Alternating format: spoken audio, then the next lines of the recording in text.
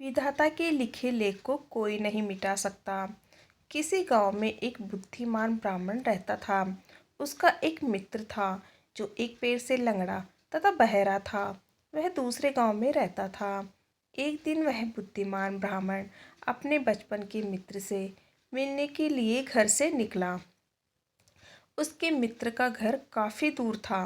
वह ब्राह्मण रास्ते में जा ही रहा था कि उसे अचानक एक हष्ट-पुष्ट आदमी दिखाई दिया। वह भी उस ब्राह्मण के साथ चलने लगा। तो वह ब्राह्मण उस मनुष्य का नाम पूछता है। तो वह अपना नाम महाकाल बताता है।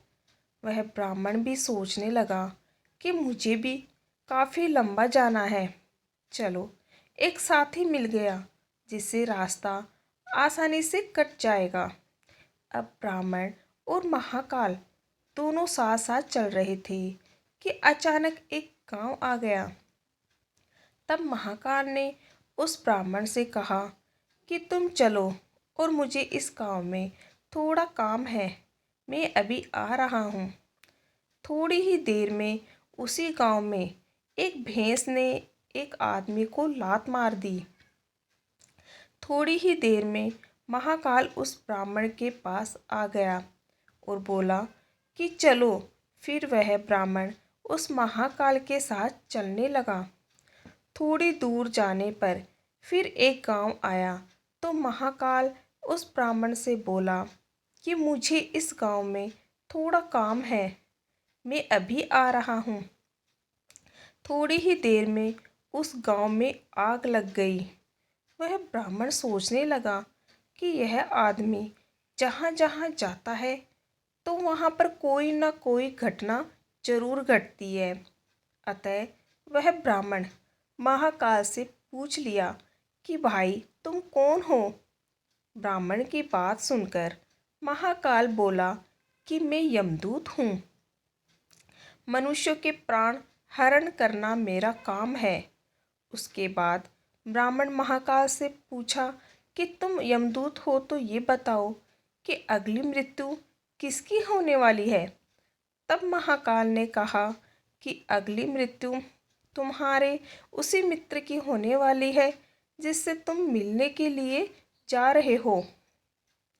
वह ब्राह्मण सोचने लगा, यदि ऐसी बात है तो मैं अपने मित्र से मिलने नहीं जाऊंगा। महाकाल ने ब्राह्मण से कहा कि तुम जो सोच रहे हो ऐसा कुछ भी नहीं होगा। होनी अटल है, इसलिए होकर रहेगी। थोड़ी देर में उस ब्राह्मण ने देखा कि उसका मित्र उससे मिलने के लिए बड़ी तेजी से चला आ रहा है। जैसे ही उसका मित्र उस ब्राह्मण के पास पहुंचता है, हृदयाघात होने के कारण उसकी मृत्यु हो जाती है। इससे उस ब्राह्मण को बड़ा पछतावा होता है। वह ब्राह्मण उस महाकाल से पूछता है, अच्छा ये बताओ कि मेरी मृत्यु कब और कैसे होगी। तब महाकाल ने कहा कि तुम्हारी मृत्यु ठीक 6 महीने के बाद दूसरे राज्य में फांसी लगने से होगी। वह ब्राह्मण फिर अपने घर गया और सीधे अपने राज्य के राजा के पास गया और ब्राह्मण ने राजा से सारी बात बता दी। तब राजा ने राज्यसभा में यह प्रश्न सबके सामने रखा। तब उस राज्यसभा में यह फैसला लिया गया कि यदि ऐसी बात है तो वह ब्राह्मण इसी राजमहल में 6 महीने तक रहेगा। राजा ने ब्राह्मण के लिए राजमहल में ही व्यवस्था करवा दी। धीरे धीरे समय व्यतीत हो रहा था। उस ब्राह्मण को नींद में चलने की बीमारी थी और यह बात उस ब्राह्मण को नहीं मालूम थी।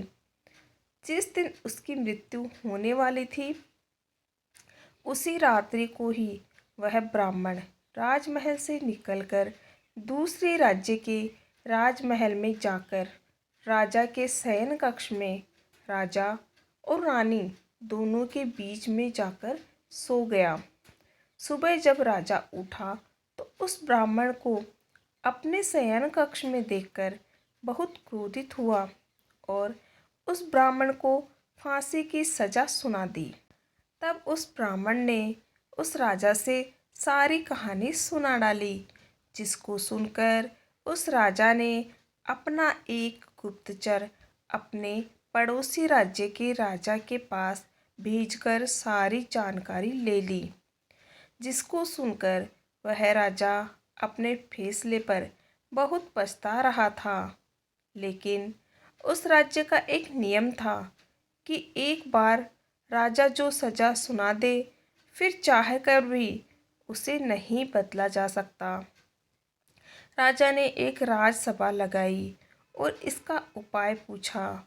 तब उस राजसभा में यह फैसला लिया गया कि एक पतले धागे का फंदा बनाकर आप ब्राह्मण को पहनाकर अपना वचन पूरा कर लीजिए। फंदा पतला होने के कारण ब्राह्मण की मृत्यु भी नहीं होगी और आपके फैसले की लाज भी बच जाएगी। तब एक पतले पतले धागे से फांसी का फंदा बनाया गया और उसके अगले दिन ब्राह्मण के गले में डाल दिया गया और फंदे को खींच दिया गया। सभी ने यह सोचा था कि ब्राह्मण को कुछ नहीं होगा, लेकिन उस पतले धागे की वजह से उस ब्राह्मण का गला कट गया और खून तेजी से निकलने लगा। ज़्यादा खून बह जाने की वजह से उस ब्राह्मण की मृत्यु हो गई। तो दोस्तों, हमारे भाग्य में जो लिखा होता है वो हर हाल में होकर ही रहता है, उसे बदला या काटा नहीं जा सकता। उस ब्राह्मण ने अपने बचने के कितने उपाय किए, लेकिन मृत्यु के आने पर कोई उपाय काम न आया तथा उसकी मृत्यु हो गई। वीडियो अच्छा लगे तो कमेंट ज़रूर कीजिएगा। Okay, thank you everyone.